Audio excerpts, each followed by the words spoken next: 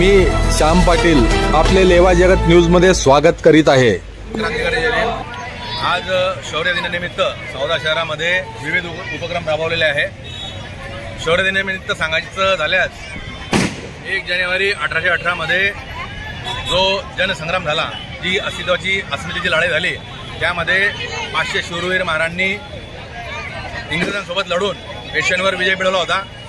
त्या निमित्ताने शूरवीरांना दरवर्षी मानवंदना देण्यासाठी सौदा शहरामध्ये आम्ही हा गेल्या 10 वर्षापासून उपक्रम राबवतोय।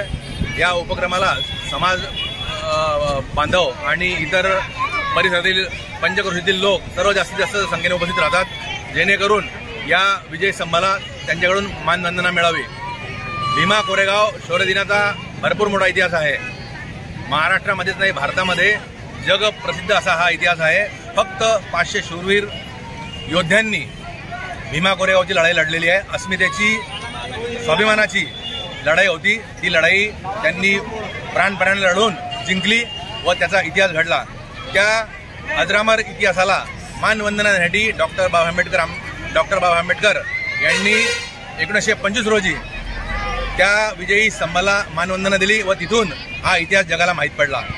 तर मी समाज बांधवांना हे सांगू इच्छितो की भीमा कोरेगावचा जो आपला इतिहास आहे, आपला जो इतिहास आहे तो सर्वांनी वाचावा, लोकांपर्यंत पोहोचवा, जेणेकरून जनजागृती होईल। समाज बांधवांमध्ये आपल्या पराक्रमाची जी काही इतिहासामध्ये पुनरावृत्ती झालेली आहे ती भविष्यामध्ये होईल।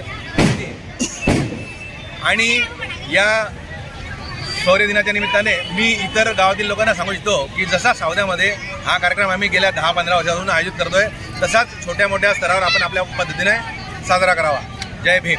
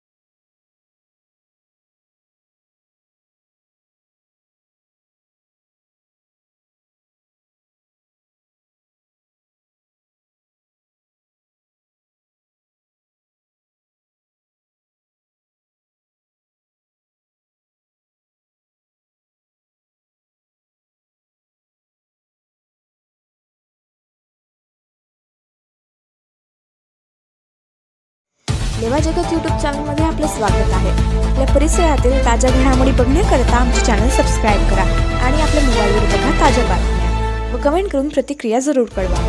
बघत रहा लेवा जगत। धन्यवाद।